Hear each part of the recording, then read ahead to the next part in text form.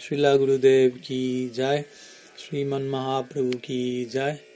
श्री हरिनाम संकीर्तन की जय। श्री ग्रंथराज श्रीमद् भागवतन की जय। श्री गोपी गीत की जय। गौर भक्त वृंद की जय। गौर प्रेमानंद हरि बोल।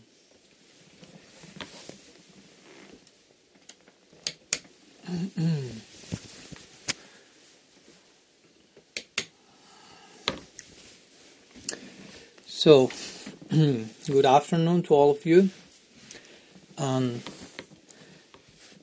Again, my pleasure to be in the assembly of you all. So, again, continuing with our series of studies regarding GOPI-GITA. So today we will be, if you will, officially starting with the cycle after two introductory meetings, where we're trying to give a little bit of context to the particular section we will be studying now, the Song of the Gopis. So today we are in our third meeting, where we will be studying the first verse of GOPI-GITA, first verse of chapter 31. So as usual, first let's do some brief summary of our previous talk, where we had our second introductory class to GOPI-GITA, and we were studying chapter number 30, which was the search of the gopis. Gopis looking for Krishna. As you know, after Krishna played the flute, invited the gopis, had some argument, eventually Rasa Lila first part started, gopis seemed to become proud, Krishna disappeared. So we find, that's the chapter 29, so chapter 30 is the crazy search of the gopis for Sri Krishna. So we were mentioning how the gopis at this point, Krishna has disappeared just in the midst of the rasa dance. So the gopis start to run along the forest as mad women, experiencing different degrees of divine intoxication, called mada, pramada, and unmada, like increasing levels of divine madness. So in the first level, Mada, the gopis were inquiring from different species of the forest about the whereabouts of Krishna, speaking to trees, to vines, to bushes, tulasi, flowers, bhumi, devi, deer, and so on. That's the first level of madness, which means normal madness. The high type of madness, second one called pramad, there the gopis start to imitate different pastimes of Krishna. And the topmost level of madness, called unmad, the gopis engage in tadatmya, which means they become one with the object of their love in a dynamic sense, not in a undeterminate way that they become one with the absolute, some sort of merging there, but they retain their mood as in paramour love, but at the same time this particular type of fusion is there. So eventually, when this type of ecstasy resides to the background, they return to so-called external consciousness. And eventually they see two pairs of footprints on the path in the forest. So it starts to follow its way, eventually concluding, okay, of course, this is the idea that Krishna left all of us with this particular gopi, and these famous verses were there, Anajaradito Nunyam Bhagavan Haririshvara. When Chandrabali, according to Bhaktivinoda Thakur, said, Krishna left with Radha. This is the moment that Sukadeva Goswami gets the closest to mentioning indirectly Srimati Radha's names. So they are following these footprints and they are presenting different theories. Meanwhile, it is said between the lines by where our Purvacharyas, Krishna is decorating Sri Radha at Sringar Bhat. He's doing Sringar ornamentation. And Sringar also has to do with the interaction of in conjugal love, romantic love. So the gopis eventually get closer and closer where Radha and Krishna are there. So it is said that Krishna says to Radha, let's hide. And Radha is at that point asking Krishna, I'm tired, please take me, carry me. So at one point we mentioned how Krishna takes Radha on his shoulders, and for 1 second she loses sight of him. And becomes mad in separation, prem vaicitya, separation in union. So Krishna sees such a degree of divine love in separation, so she left her there and he hides. So the gopis can arrive and see the degree of Radha's separation, and they themselves may become acquainted with that and nurture their own feeling of separation, which is not mature as Radha's. So in that way, a higher degree of rasa will be eventually experienced by all in the future Rasa Lila sections that we will see. So meanwhile, Krishna hides himself behind a tamal tree, so he becomes Tamal Krishna. Similar camouflaging, similar colors there. So meanwhile, Radha eventually awakes from his fainting and laments herself in big humility. And none of the gopis feel enmity. All of them are totally, no jealousies there. All of them are sympathizing with one another. All of them sharing this feeling of separation. So eventually all of them start to look for Krishna again, but they decide not to enter the forest because it's too dense. And maybe if we enter, the gopis say, rather say, Krishna may have to hide himself even further inside in the forest, and that won't be comfortable for him. So let's go to the shores of the Jamuna, where they were at the beginning of the whole meeting in this Rasa Lila section. So they got together in Sadhu Sangha, so engage in Sadhu Sangha, engage in Kirtan, Sankirtan, and this is the context for the beginning of the GOPI-GITA. Now they engage in this GOPI-GITA, in this Viraha Mahotsav, great celebration in the mood of separation. So here we are about to begin this GOPI-GITA, the Song of Songs, as we mentioned of this Bhagavad. So this Song of Songs will be the one that will make Krishna reappear eventually, as we will see at the end of our series, by the force, by the strength of their kirtan, of their tears, of their of the contents of their singing. So that kirtan will make Krishna not only reappear as Krishna, but eventually what Krishna is will be witnessing here, will make him reappear as Krishna, and eventually will make him reappear as Gaur, as Mahaprabhu. We will see this GOPI-GITA will have to do a lot with the Gaur avatar, but that's something we will see eventually, reaching more the end of this series. So this is just the beginning point of the GOPI-GITA. So today we will begin with our first verse. As an introduction to this, Vishwanath Chakravarti Thakur, in his famous Sarartha Darshini commentary, he mentions that this GOPI-GITA is like a series of lotuses whose fragrance is the voice, the tempo, and the melody, and whose honey is the gopis' prem.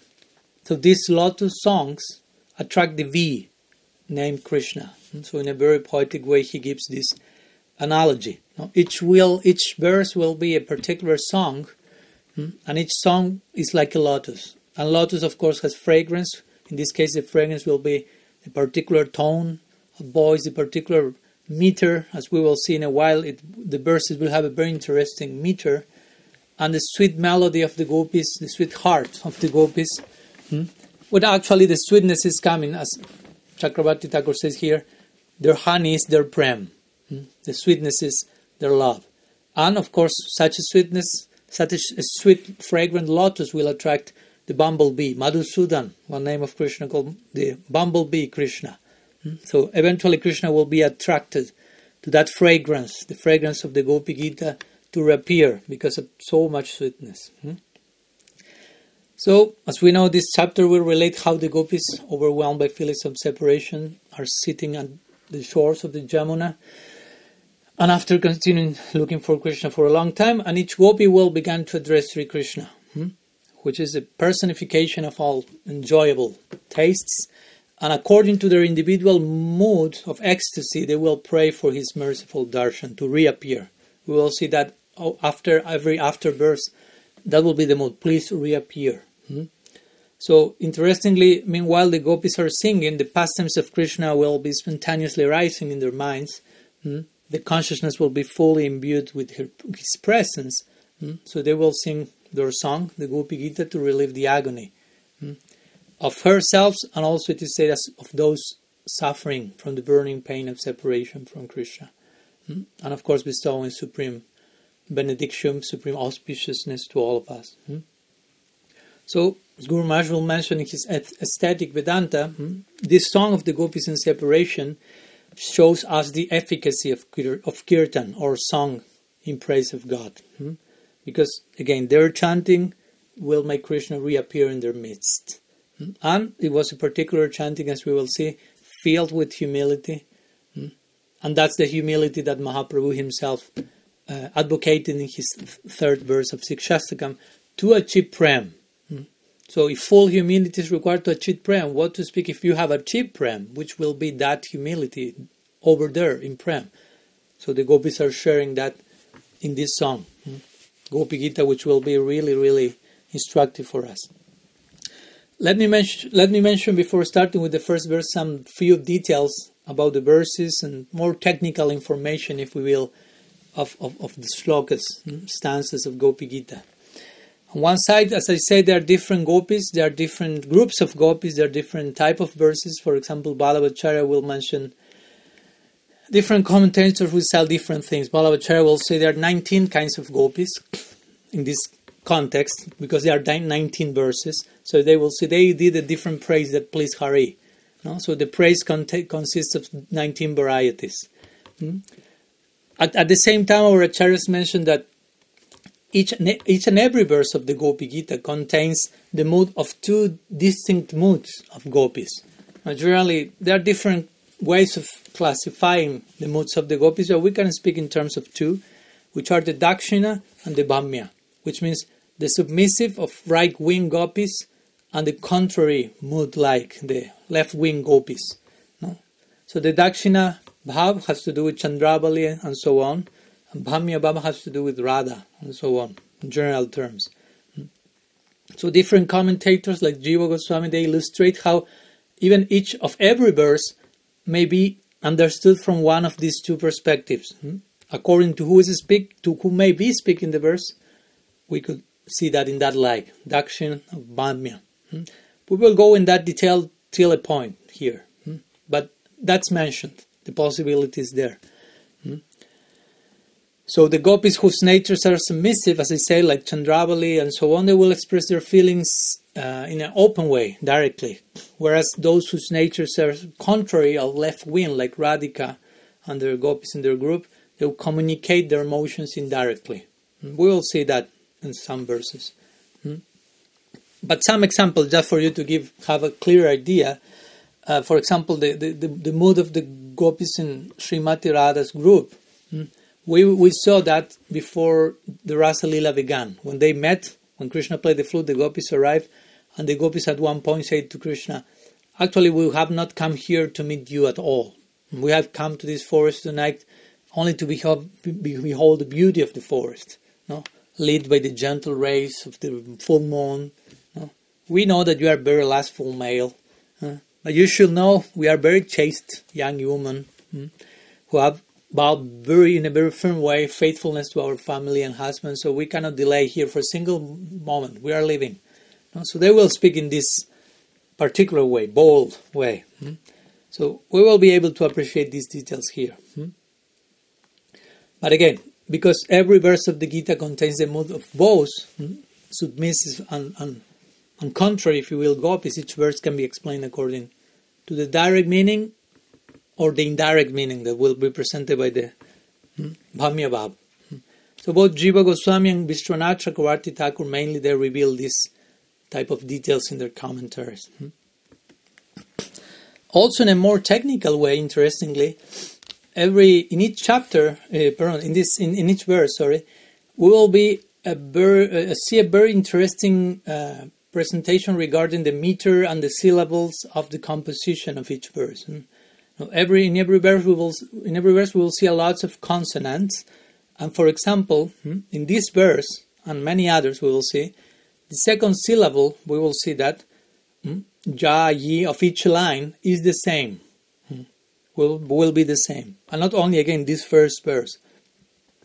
And also for most of the verses in the GOPI-GITA, in each line the first and seventh syllable will begin with the same consonant. You can do your checking of that, but you will see that's very I mean, that's not an easy composition, and they were just improvising, if you will, themselves, presenting their emotions in a very natural, intuitive way, but at the same time pretty much in accord with the aesthetics, the lyrical sensibilities of proper meters and so on, naturally, because of their love.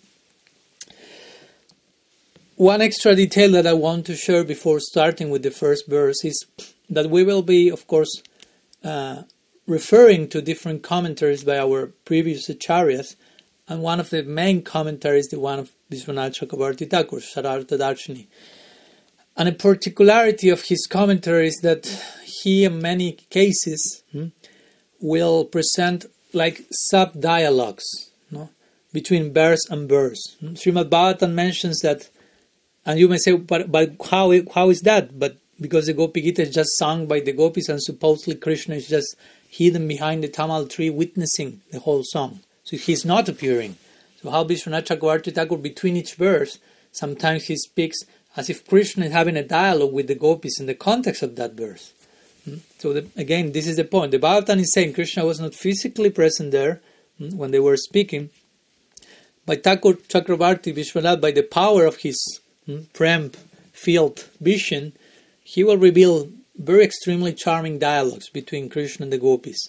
And he will describe the thoughts, beautiful thoughts of the gopis, meanwhile they were crying out to Krishna, even the dialogue with their own minds. So the gopis are not with Krishna directly, although they are not there, but they are so absorbed in meditating on Krishna, in the mood of separation, that they actually have a spurti, a vision of Krishna. Krishna appears before them, and thus he is conversing with them in that particular state, and that's what Vishwanath Chakravarti Thakur will describe. Krishna will actually appear to them in their hearts. Of course, this is not easy to understand, not intellectually.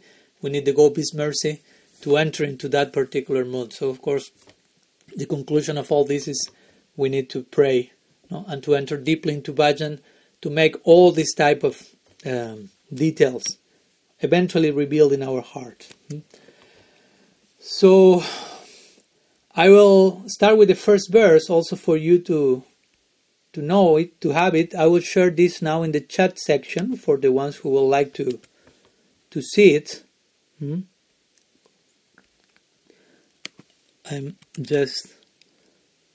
It's there. Yeah, I just put there are 4 lines. Sorry, they are not very properly put, but you will understand. So for the ones who also want to follow this idea of the syllables and all this. So I will recite that. There is a particular melody, classical, that it's used in the verses of Gopi-GITA, in all of them, except for the last one, and we will explain why eventually. So the verse says this. Starts with saying Gopya Uchuhu, which means gopis say. Jayati te dikam janmana braja shrayate indira shashvadatrahi Daita drishyata dikhyata vakash tvaidrita shabas tvan vichinvati.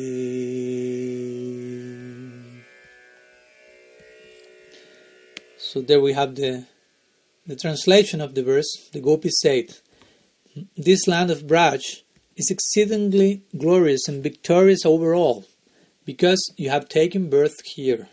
Because of your birth in Braj, the goddess of fortune, Indira, takes refuge here.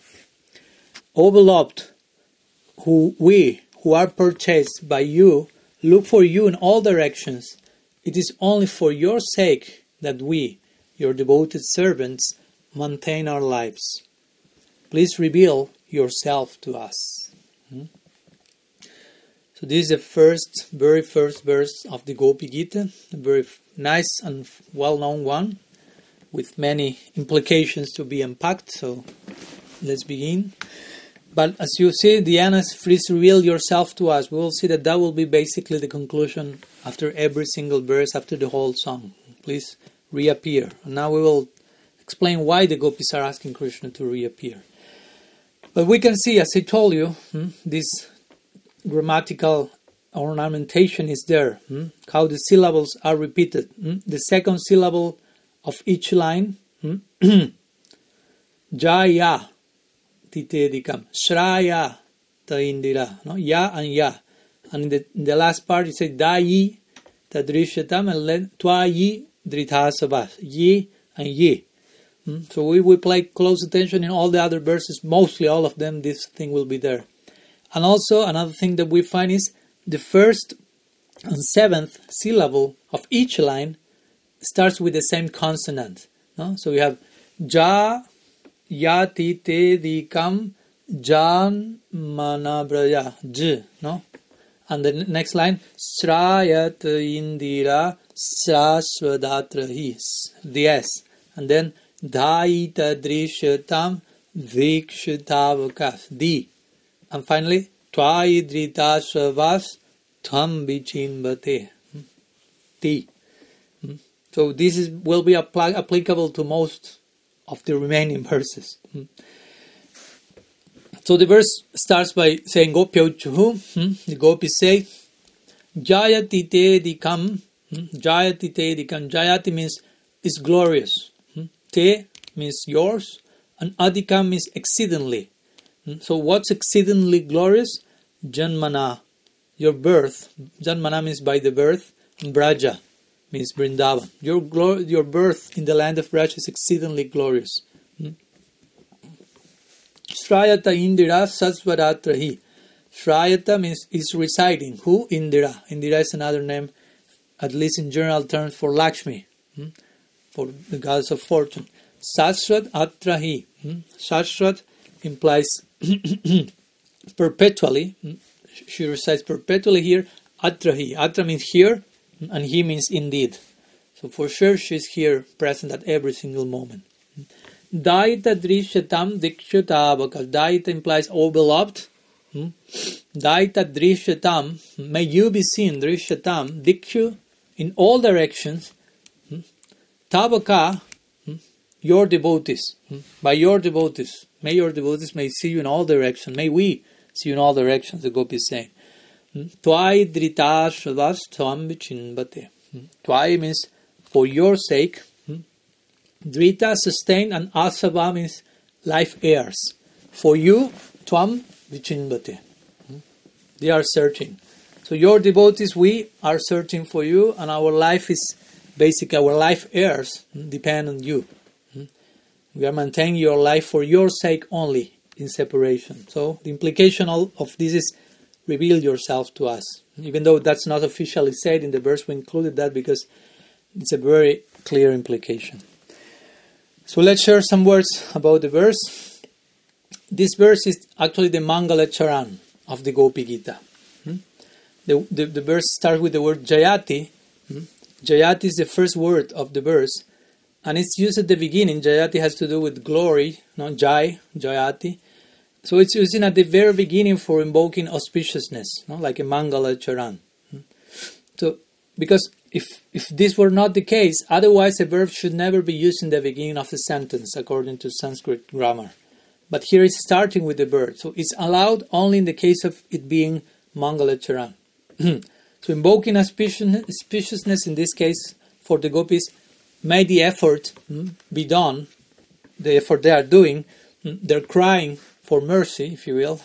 May the effort be done so that we become successful in our endeavor. Mangala Acharan means that. Acharan means engaging in something, and Mangal, attracting auspiciousness for that which we are about to begin. So the gopis are about to begin their GOPI-GITA, Jayati. They are invoking blessings so they may be successful. That means, may Krishna reappear.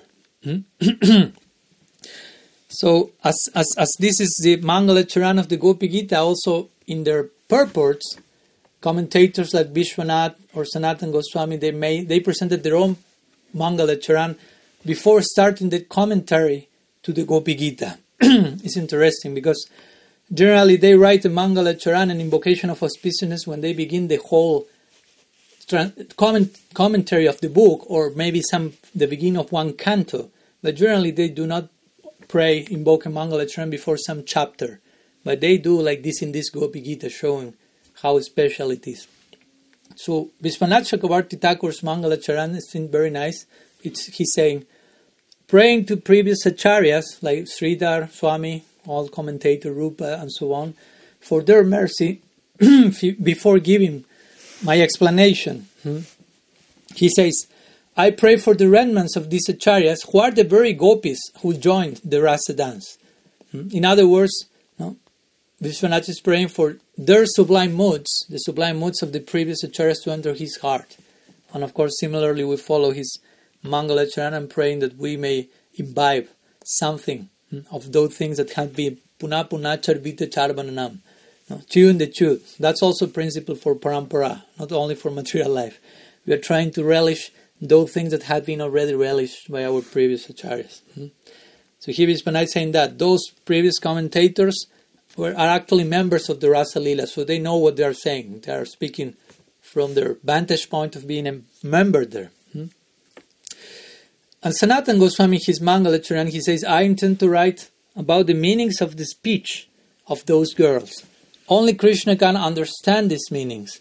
May those goddesses, the gopis, those goddesses of the pastures for cows, be patient with me and increase my bhakti.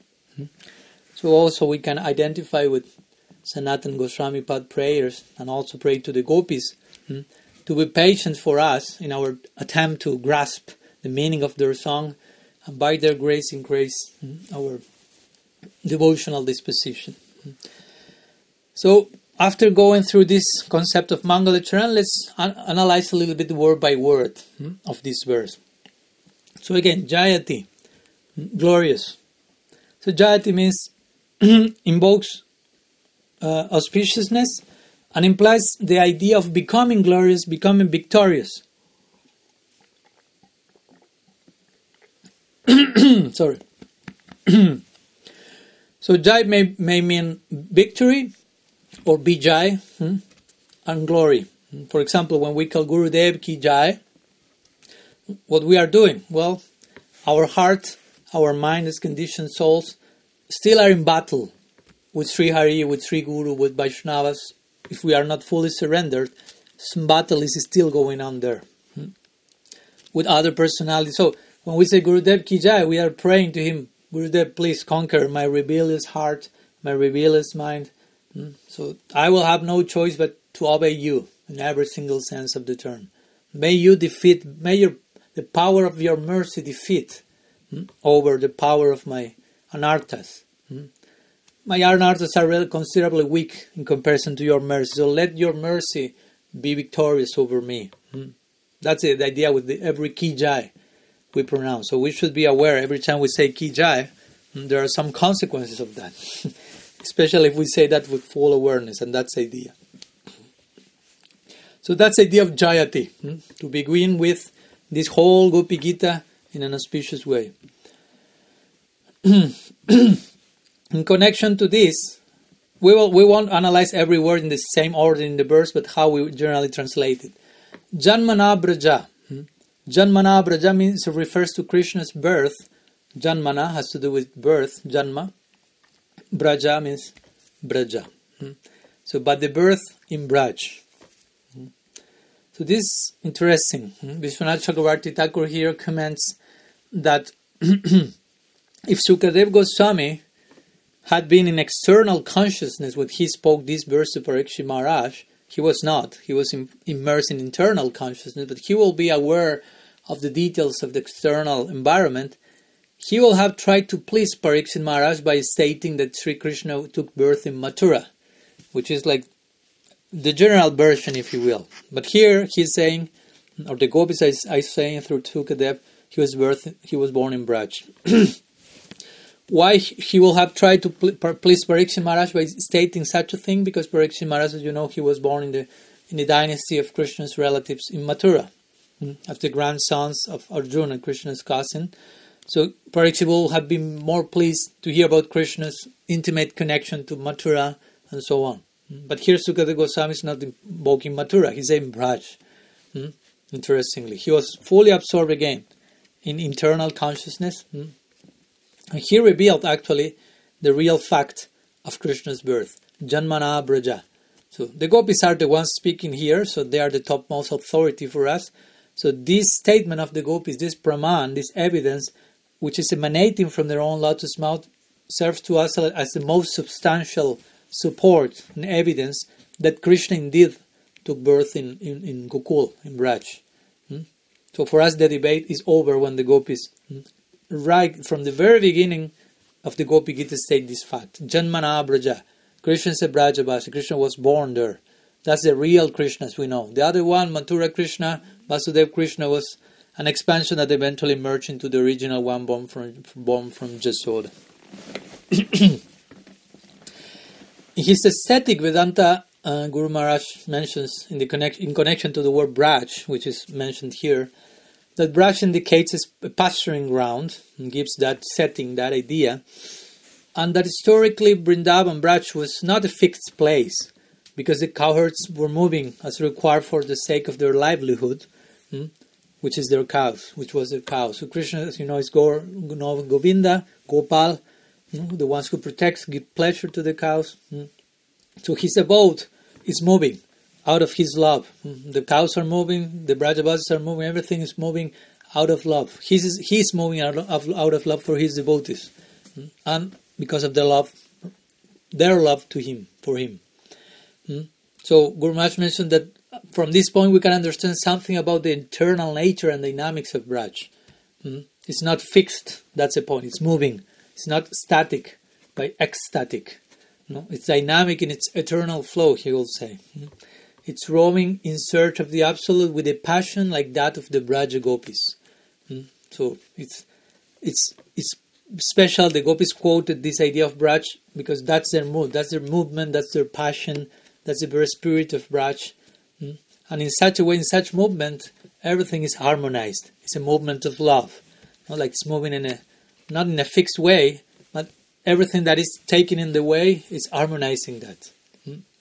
So even the passion of the Gopis, Guru Maharaj will mention, finds its perfection in Braj, where all things are completely possible and appropriate. Jiva Goswami will define Braj in this way. The land when everything is possible, that's what we are looking for at every moment. And the very word of Braj also means that. Braj means that which moves around, which is moving constantly, gives an idea of evolving, an eternal becoming, as we will say.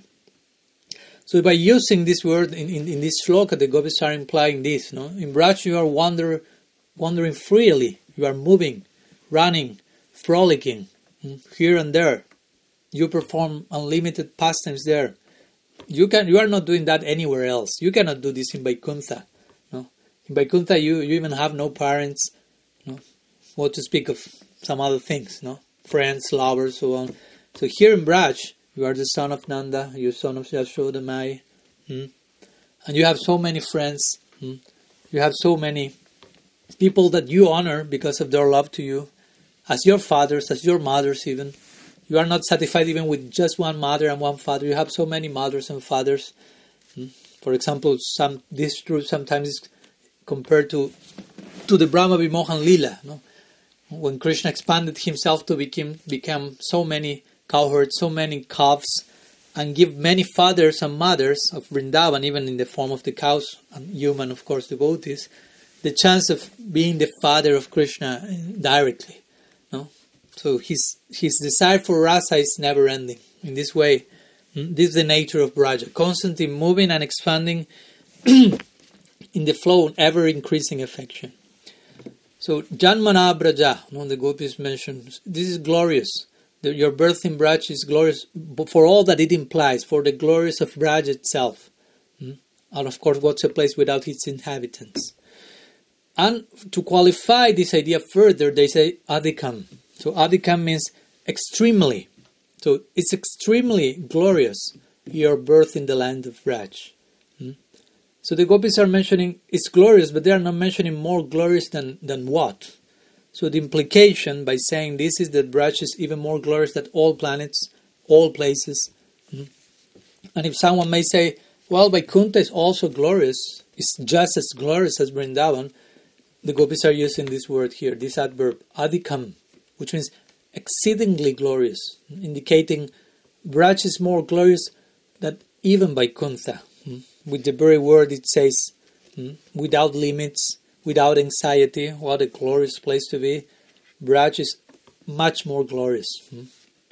As we say, Krishna is complete in Dwarka, more complete in Mathura, most complete in Vrindavan. What to speak of Vaikuntha? And also, one of the special attributes and glories of Vrindavan, and one reason for Braj to be higher than Vaikuntha is that Krishna is not performing Rasa Lila in Vaikuntha. And Krishna is taking birth in Braj. Another reason. In Vaikuntha, Krishna is not taking birth, but Narayan is God. He doesn't have father, mother, and nobody takes birth there. Vaikuntha is Vaikuntha, spiritual world, obeyed overtly. So some of the reasons that the Gopi in their transcendental psychology present for the glorious birth of Krishna in the land of Braj, where they are now singing their GOPI-GITA. So this is the first line of the verse.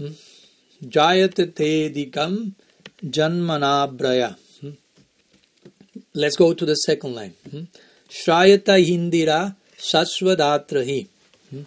So Shrayata, let's remember, means residing. Shrayata Indira, Lakshmi, Sashvat, perpetually, Atra, here, he, indeed. So indeed, in this glorious land of Braj, Lakshmi Devi is residing perpetually. So what's the meaning of this? And what's the ultimate idea of Indira, of Lakshmi? So here in this second line, the gopis are presenting another glorious symptom of Braj's unique position. They're saying that Indira, or Mahalakshmi, she's served by all in Vaikuntha. Remember, she's the goddess of fortune. The devas are praying to her to receive their merciful sidelong glance and be blessed from her in somehow or other. Some people are praying to her for material fortune, some other for spiritual wealth. So she's worshipped and served by all in Vaikuntha. But the gopis say here, she's always residing in Braj, rendering service instead of receiving service. She's not being served in Braj as she is in Vaikuntha. She's serving in Braj. So what's the position of Braj? That the gods of fortune comes to render some menial service here. What's the fortune? Jayati, Adhikam here. So the gopis imply this. From the time you were born, Lakshmi Devi came here to Braj. She had been sweeping the place, decorating the residence of Nanda Maharaj and Yashoda Mai, serving Giriraj Govardhan, different forests, the shores of the Jamuna, all the different passageways and kunjas and Vrindavan. She does so. She wants to serve, to please the places of your divine pastimes. She's worshipping that. And that's why Vrindavan is full of all kinds of opulence. Even so more than Vaikuntha itself. Even though overtly that's not a fact. If you are in Vrindavan, it seems there is no Aishwarya, there is no opulence here. But actually there is more opulence than even Vaikuntha itself. In Braj, the land is Chintamani, the trees are Kalpa Vriksha, the cows are Kamadhenu. But even more opulent than that is that none of their inhabitants want anything of those objects. They just want to serve Krishna. So there's so much Madhurya, and in particular when they want to serve Krishna, particular intimacy, Madhurya is there, that Aishwarya is just buried under layers and layers of intimacy. But in Braj, Lakshmi Devi is serving constantly, as we see. So there is much more opulence than any other place. But there's so much intimacy that it seems there is not any tinge of such wealth, if you will. Also the word Indira, of course, refers to the goddess of wealth, Lakshmi, but also to wealth itself. So the idea is that with these two ideas is that both Lakshmi and both the goddess of wealth and the wealth, both of them are present in Braj. Because one may say, well, the goddess of wealth is there, wealth may not be there. Yeah, both of them are there. And we know the famous story where Lakshmi left Narayan to seek out for Krishna and trying to engage in Rasa Lila, and she took shelter in Braj and was not able to. No, I won't go through into the history in detail, but she was trying to enter there by the wrong method, performing severe penance, and Krishna told her, you have to leave your husband Narayana, and after that you have to come to Braj, accept another husband, leave that husband, and come to me in paramore love for the Rasa Lila. This was too much for the transcendental DNA of Lakshmi Devi, and it's okay, it's a transcendental identity. So that's why she was not allowed to enter into such a level. So again, it is said that this divine goddess is waiting in line to have union with Krishna. She is not able to do that. So if the supreme goddess of fortune is not able to such an experience, what to speak of the position of the gopis who won Krishna's embrace every single night? This is what Uddhava mentioned in one of his same famous glorification of the gopis. Nayam Shriyanga Unitantarati Prasadam Swarjoshitam Nalina Gandharuchant Kutonya Rasatsavesya Bhuja Dandagrihita Kanta Labdasi Samjau Dagat Braj Sundarinam. He mentioned what's the fortune of the gopis, the same point. No? They receiving the Rasa Lila, the embrace of Krishna around their necks, while the goddess of fortune wasn't able to have such an experience. What to speak of women in the heavenly planets or women from planet Earth, which are comparatively ordinary in beauty and so many other qualities. So this speaks about the topmost position of the gopis. And finally, when we say Lakshmi, this could be applying one level to all this that we mentioned to Lakshmi. But ultimately, Lakshmi, or Indira in this case, is the name of Radha. Every Devi, Lakshmi, Saraswati, Parvati, are expansion of the Adi Devi, the original goddess, which is Sri Radha. So particularly here, the goddess of fortune is an expansion of Radha. Radha is the original Lakshmi, if you will, in Braj. And all the other consorts of Krishna's innumerable incarnations, all of them expand from Radha, from Braj. And so again, Braj, another reason for Braj to be glorious is because this goddess of ultimate good fortune, not Lakshmi, but Radha, she lives there perpetually. If you understand Indira as Radha, this line says, Radha is living there perpetually, and this is making the land of Braj especially glorious. And your birth here especially glorious because Radha is here, and because what will happen between the two. And only by her grace one can enter there. She's Vrindavaneshwari. So there are many instances in the scripture where the gopis have been defined with the name Lakshmi. Lakshmi Sahasra Sata Sambramana Sevyamanam, says Brahma Samhita. Vrindavan is full of thousands of Lakshmis with a very special serving disposition. Of course, this means the gopis. So if the gopis are Lakshmis, Sri Radha is Mahalakshmi of Braj, if you will. So this is a more confidential meaning of this line. All these verses have different layers and levels of meaning. Again, as we say, according to which gopi may be speaking that, and according, of course, to the level of approach and understanding. So, let's go to the third line of the verse. Daita drishyatam dikshuta avakas. Daita, first Daita. Daita is a word that means beloved. So by the gopis saying Daita, they are directing to Krishna saying, "Oh beloved, oh beloved." So Jiva Goswami, in his commentary, he mentions that the gopis are generating compassion by calling Krishna Daita. Oh beloved, oh sweetheart. That's another word, no? So Daita has to do with Daya, also with compassion. So Daita is one who gives Daya, who shows compassion. And in this sense, he is beloved. Or also the sense that Jiva Goswami said, the sense of this expression is that, taking a total different turn, he's only showing compassion to Indira. In the case of Lakshmi, in this case, as a trace of a reproach to Krishna. We will find on many occasions these possible meanings, on a more humble expression or more reproaching one. So some say that Daita will mean also one who takes the heart. So in that sense, the gopis are implying here, you stole our hearts, give them back. Another way of saying, reappear in front of us. So Jiva Goswami is explaining, the gopis are singing this verse, and as they are doing so, they are weeping, so Krishna will hear them. Again, Daita originally means beloved, and that who may show compassion. So the gopis are weeping. They're not only singing, but singing, weeping. So they are weeping so Krishna may hear them and bestow his mercy upon them. As we know, mercy will come especially if we weep, if we cry. special mercy will come to those who weep especially for it. Mercy is not something that we will press a button and we will be there. Famous example is the cry, the child crying. A child may want something, but if he's not crying very strongly, their parents will be continuing doing something else. But if he cries strongly, he will evoke the mercy, if you will, the attention of his parents. They will stop everything and attend to his needs. So here the gopis are singing their song of longing within the forest. But they are not full inside the forest. Remember, they are just on the shores of the Jamuna. No? So the forest is just on one side. They are not just immersed into the forest. Because inside the forest, the trees, the mountains will have obstructed, it is said, the sound of their voices when they were weeping and singing. No? And Krishna would not have heard that. So they have to come out of the forest, and they are sitting down at the bank of the Jamuna. So whenever Krishna may be, they do not know, but he is, of course, very close to them, hiding behind the tamal tree. So wherever he may be, he may hear their weeping, unobstructed by the trees and the mountains.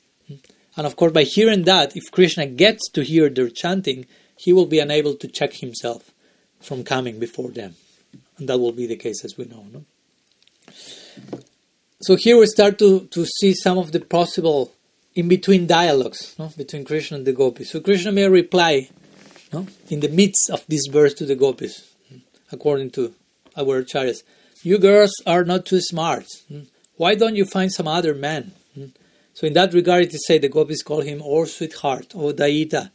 So the sense here is that no one else and nothing else will appeal to those for whom only you are dear.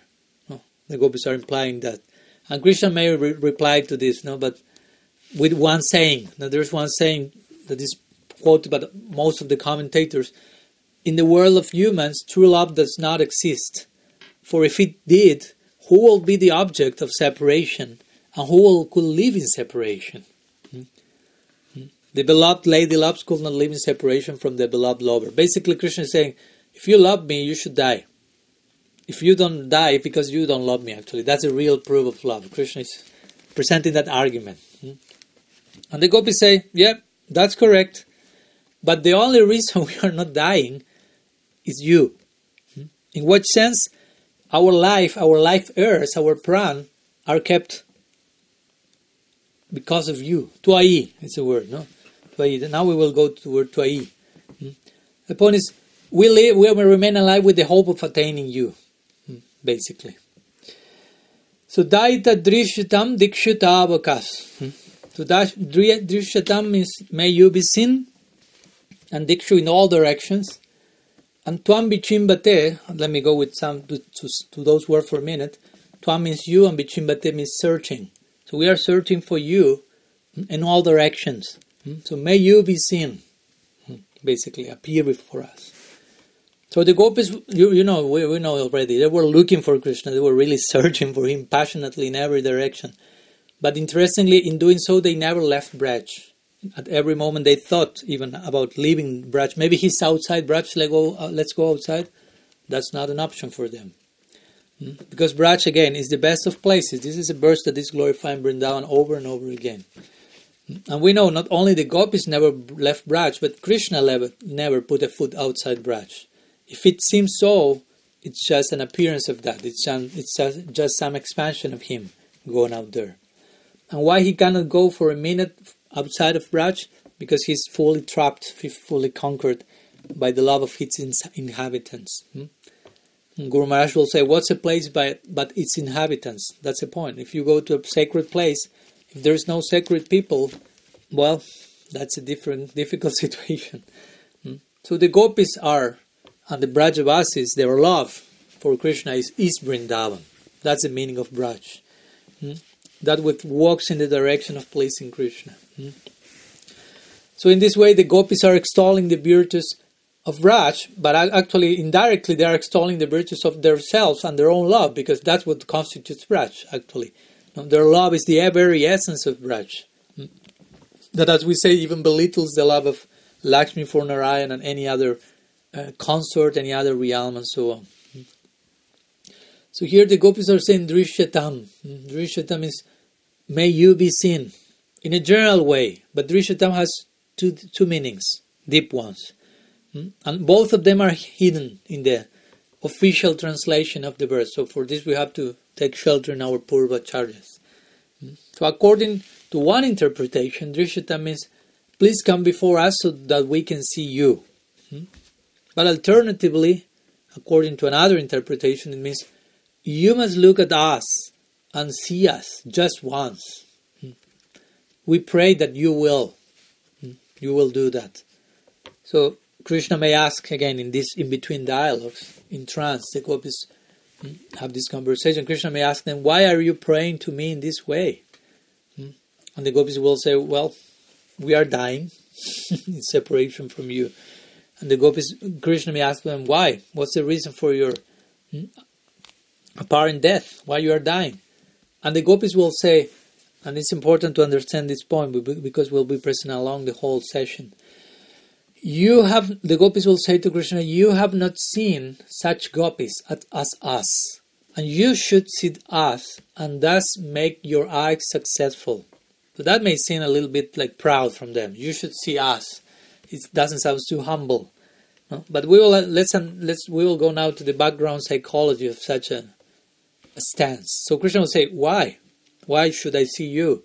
And Gopi will say, because seeing us will fulfill the purpose of your having eyes, and you will consider, oh, I never beheld such a wondrous sight. This is so beautiful. So the gopis expressed the same idea in the Bhanu-gita before, Akshambantam phalamidam na param vidaman, and so on. The perfection of the eyes, from one side we may say the perfection of our eyes is to look at Krishna.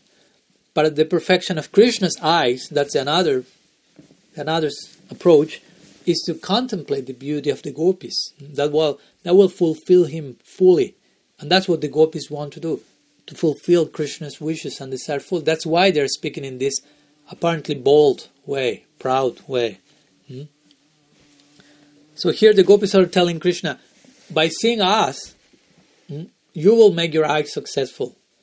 And Krishna may say again, may reply, what's so special about seeing you today?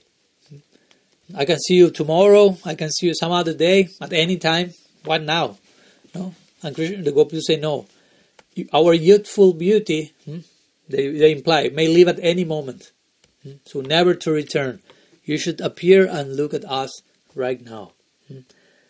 The point is, we accepted you as our very own, and you have taken us as yours as well. So we are feeling mostly pain for you, not for us. Gopis have no trace of selfishness. Of course, Krishna also either haven't. So their pain is for Krishna. They know Krishna's pain is separation from them. Krishna wants to enjoy with them. Krishna wants to be happy, and they do not have the chance of give happiness to Krishna. So that's why they are suffering. They are feeling, very soon the most precious treasure of our incomparable youthful beauty will be gone. And if you have not seen, if we have not shown to you that beauty before it disappears, we will die. Because we were not able to offer that to you. And we are yours. But you have not seen us. So that's killing us. That idea is a torture for our mind. That's why we are feeling such intense separation. So the gopis do not want to join Krishna for their own sake. So this point will be stressed over and over and over again all along the GOPI-GITA. The gopis want to serve and relieve Krishna from his own desires, to give full satisfaction to the object of their affection. So to make this more clear, they use the word tavakas. Tavakas means your devotees, with this implying we are yours. So it may seem that in this verse, the gopis, if the gopis say we are yours, it's an important point that the acharyas make also in relate to the mood of the different gopis.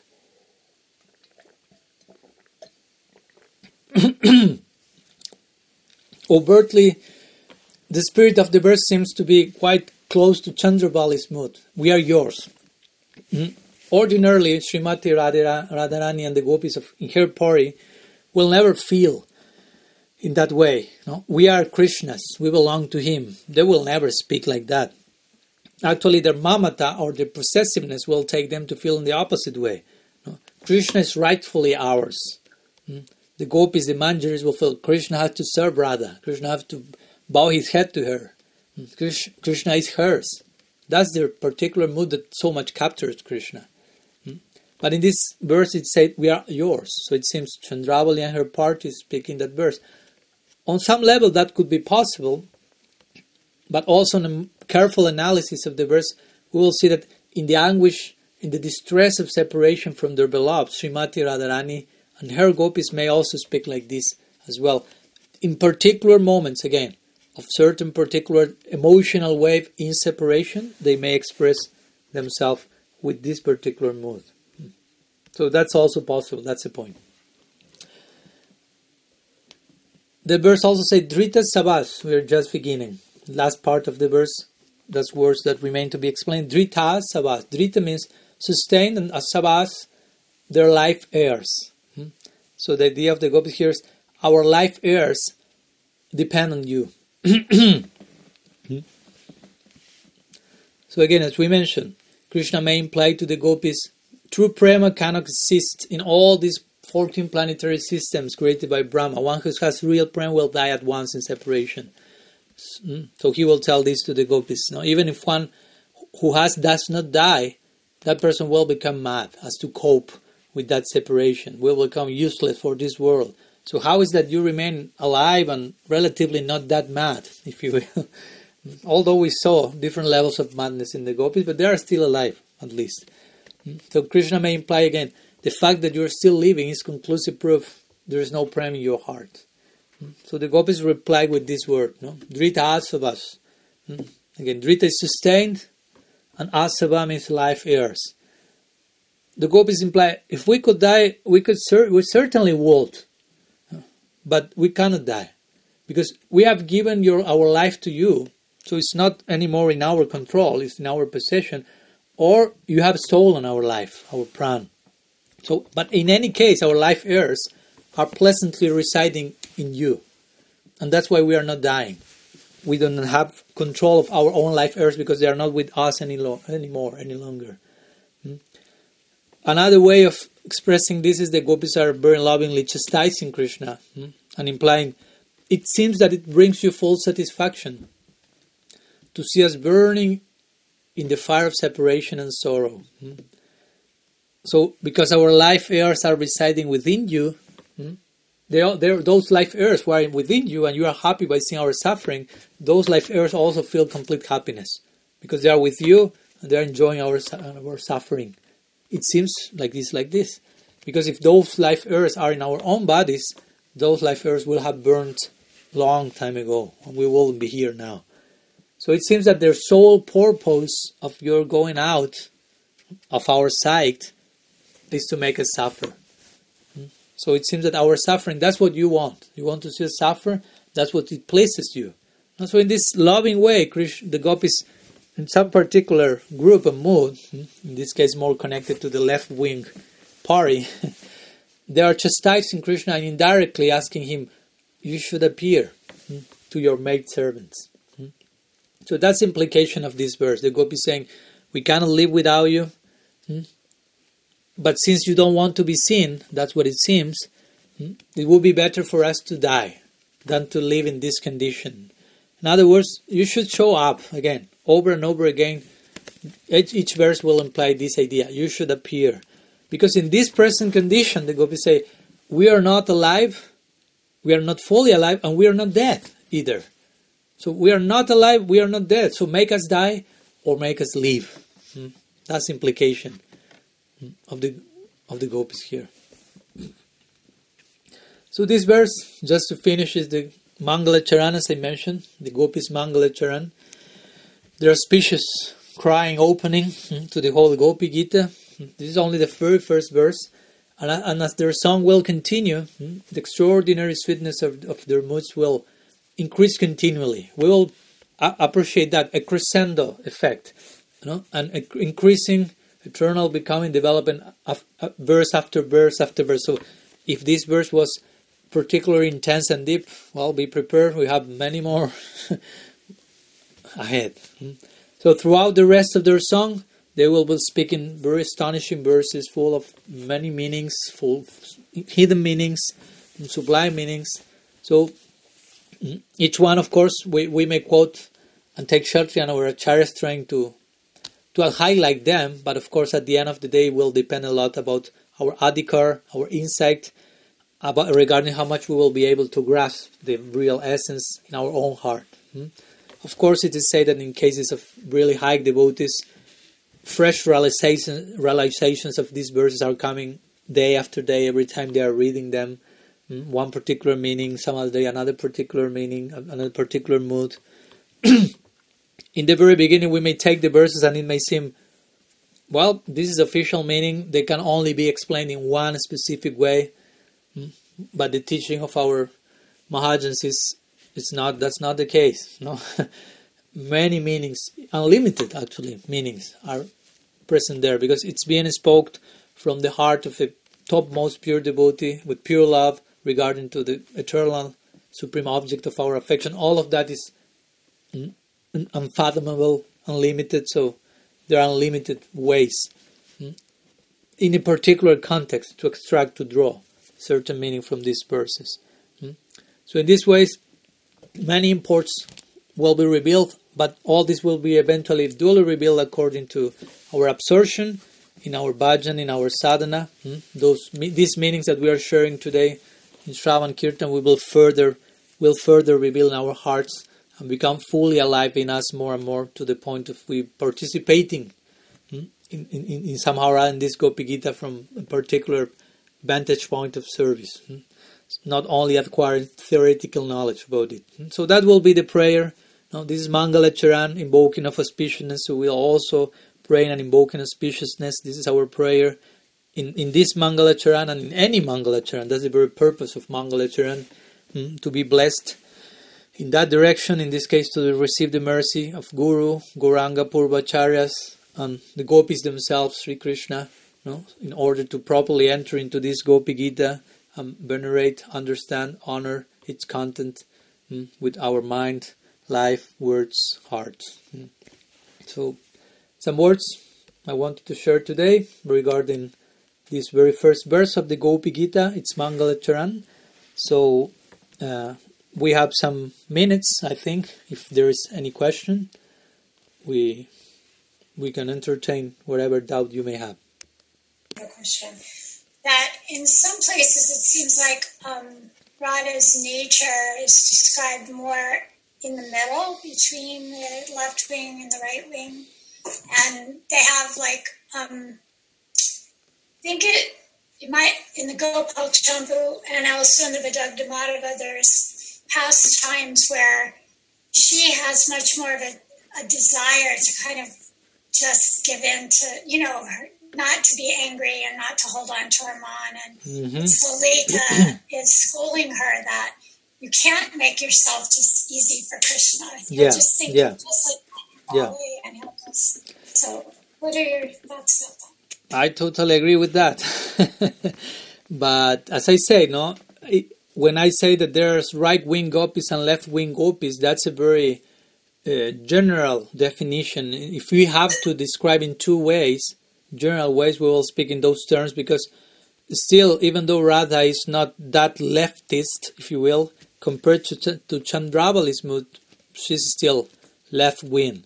But of course, inside the left-wing gopis of the Bhamya Bhav, there are different degrees, as you mentioned, like the ones you present, like Radha will be more in between, Vishakha Gopi will be also more in that direction, but Lalita Devi will be full to the extreme in the direction of confronting Krishna. The typical situation, dynamics is that Krishna somehow or other invoked man in Sri Radha, and at some point Sri Radha is, as you say, ready to give in, and Krishna may be waiting outside of the Kunj, begging to some manjari, please, with folded hands, please let me get in and render service to your Swamini somehow or other.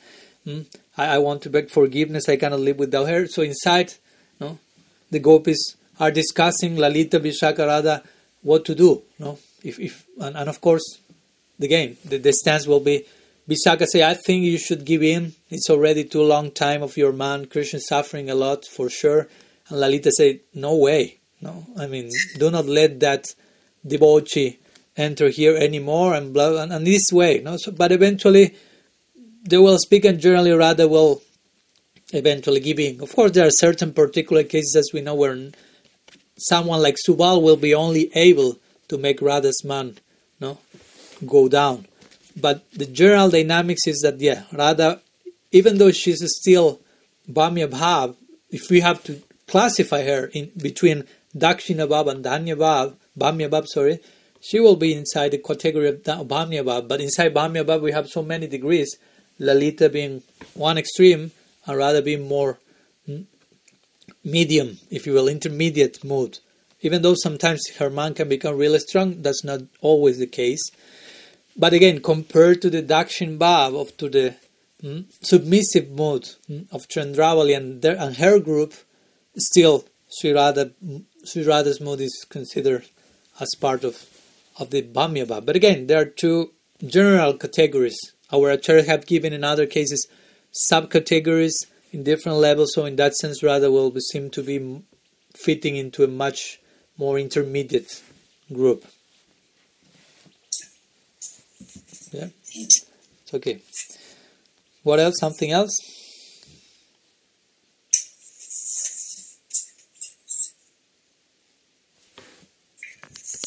Okay, it seems we are done for today.